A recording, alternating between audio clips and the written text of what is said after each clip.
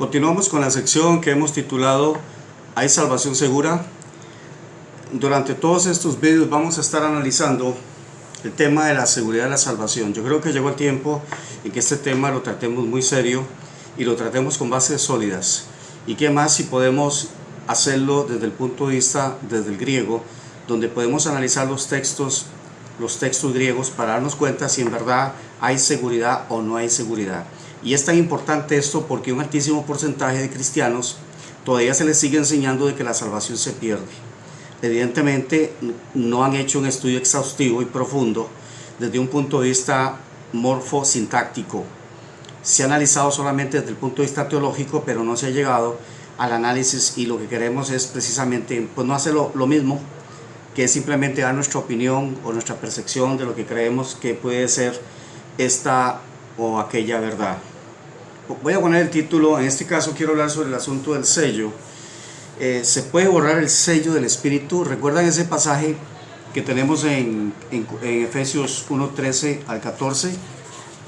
El texto es este que tengo, voy a mostrarles este texto que tengo aquí apuntado, aquí con algunos apuntitos que tengo. Efesios 1:13, 14. Bien, debido a que el vídeo es corto, pues vamos a seguramente hacer dos vídeos para poder explicar este texto y estos dos textos y poder contestar la pregunta: ¿se puede borrar el sello? ¿Qué garantía tiene el sello? Porque hay algo importante. En realidad el problema no está tanto en si el cristiano peca.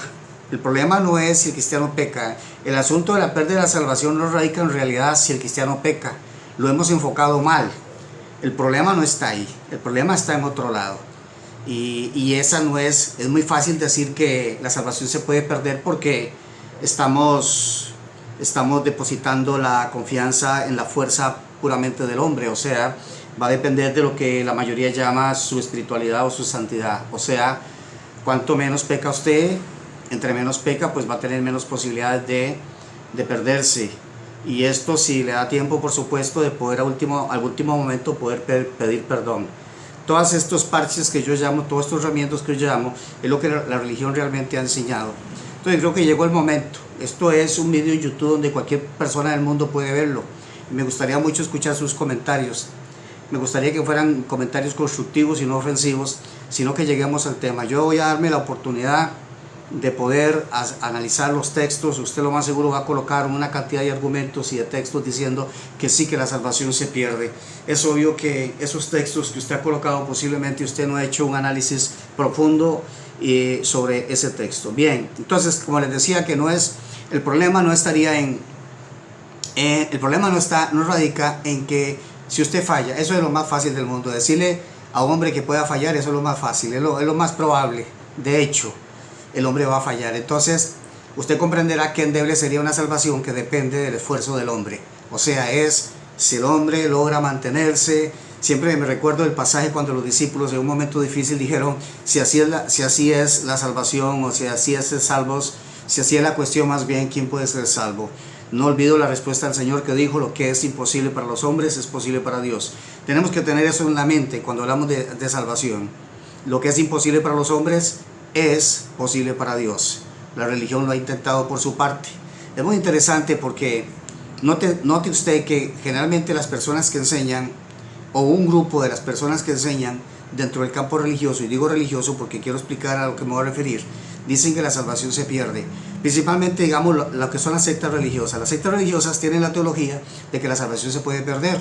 O sea, la única forma de usted no perder dentro de una secta la salvación es ser testigo de Jehová, o ser católico romano, o ser mormón, o de otra denominación que piensa así. Y dentro de esto, pues lamentablemente hay un grandísimo grupo, principalmente dentro del pentecostalismo, que cree y se le sigue enseñando, y algunas misiones muy grandes y muy poderosas siguen enseñando en sus seminarios que la salvación se pierde. No logro entender qué clase de teólogos son esos, qué tanto conocimiento tienen, o simplemente se basan exclusivamente en lo que una misión les ha dicho y que tienen que enseñar, o sea, lo que llamamos el asunto dogmático. Por eso este canal se llama Dogma u Ortodoxia. ¿Por qué? Porque vamos a confrontar los dogmas, las creencias propiamente de las iglesias que consideran de que esto es así. Bueno, ya se estableció, la salvación se pierde y punto. Y el que no cuida su salvación se va al infierno, así de sencillo. Como que el infierno fuera un lugarcito ahí como una cárcel cualquiera. No ha medido ni siquiera eso. O sea, no han tenido ni siquiera la mentalidad de pensar en qué realmente es el infierno, lo terrible y horroroso que puede ser distanciarse de Dios y simple y sencillamente decirle por cualquier cosa, si dijiste una mala palabra, si dijiste una mentira, lo que sea, te vas directamente al infierno. Entonces, vuelvo a retomar lo que estaba diciendo. ¿Qué es realmente?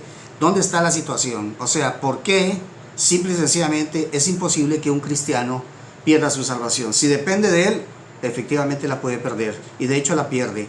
Por eso es inútil pensar de decirle a las personas, a los cristianos, que cuiden la salvación, porque ningún cristiano la puede cuidar. Ningún cristiano está en capacidad de cuidarla mientras esté en ese cuerpo corrupto, este cuerpo miserable que llamó el apóstol Pablo. ¿Quién me librará de este cuerpo de muerte? Lo dijo Pablo, no lo estoy diciendo yo, él lo dijo. Entonces, mientras estemos en este cuerpo, decía el apóstol Pablo, estamos ausentes al Señor. De tal manera que entonces la situación no es esa. Si la situación fuera esa, pues sí, yo le doy la razón de que sí se puede perder la salvación si la salvación depende de mí. Pero como la salvación no depende de mí, la salvación depende de Dios, y el que fraguó la salvación fue Dios, y el que planeó la obra de salvación fue Dios, y la hizo perfecta. Entonces, por esa razón, en estos videos que voy a hacer, voy a estar expresando por qué hay seguridad de salvación y qué me estoy basando yo para decir de que mi salvación es segura. A algunos quizás les molesta esto y lo pueden llamar libertinaje o lo pueden llamar arrogancia de parte de uno hablar de esta manera, pero eso es lo que la palabra, no puedo pensar otra cosa más que eso, ni decir otra cosa más que lo que dice la palabra de Dios. ¿Se puede borrar el sello del Espíritu? Vamos a ir tocando diferentes temas. Este es un punto, demuestra la palabra de Dios que cuando Dios me selló a mí, ese sello, porque le voy a decir algo, siempre y cuando el sello esté en el cristiano no podría perderse. O sea, esta es la parte más difícil, por eso es tan difícil perder la salvación, o sea, imposible perder la salvación, porque para que eso suceda, tiene que suceder, no una, muchísimas cosas de las que sucedieron en mi vida, que Dios hizo en mi vida, que tienen que ser totalmente anuladas, y eso va a ser totalmente imposible, porque Dios las decidió así, Dios las quiere así, Dios las estableció, y si Dios es por nosotros, ¿quién contra nosotros? Entonces seríamos en contra de Dios, y este es el gran problema que nosotros tenemos, que muchas veces, por desconocimiento y por ignorancia, vamos contra el Dios mismo, y estamos contradiciendo al Dios mismo, estamos peleando contra Dios, y estamos luchando contra Dios. Bien, en el caso del Espíritu Santo, dice Efesios 1:13, en quien también vosotros, habiendo oído, participio listo, habiendo oído la palabra de verdad. Este texto de Efesios 1:13 al 14 tiene 6 genitivos. Y es muy importante conocer los genitivos y el sentido que tienen los genitivos. ¿A cuál instituto teológico le importa eso? ¿A quién le importa cuántos genitivos hay ahí? Usted que ha estudiado un instituto teológico, ¿le han enseñado a usted que hay 6 genitivos y que es sumamente importante entender las preposiciones que hay ahí para poder entender el texto? Bien, entonces, habiendo oído, o sea, tras oír, evidentemente estamos ante un circunstancial, un participio circunstancial de tiempo, temporal, en el momento de oír. ¿Oír qué? La palabra de verdad. Esta parte donde dice la palabra de verdad, tenemos el primer genitivo, que ese genitivo va a ser un genitivo atributivo, porque va a indicar una cualidad de la palabra. No cualquier palabra. La palabra de verdad quiere decir la palabra verdadera. Y cuando está hablando de la palabra, identifica esa palabra con el evangelio. O sea, esta palabra verdadera igual el evangelio de vuestra salvación. Y aquí volvemos a tener nuevamente otro genitivo cuando tenemos la palabra de vuestra salvación, o sea, de salvación, de la salvación.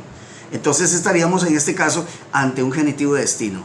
O sea, que el propósito del evangelio es darnos la salvación, otorgarnos la salvación.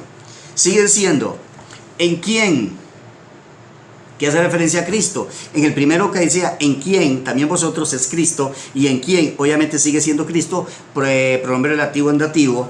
Dice además o también cuando creísteis, en el momento que creísteis, igual piste vos antes, pisteps antes.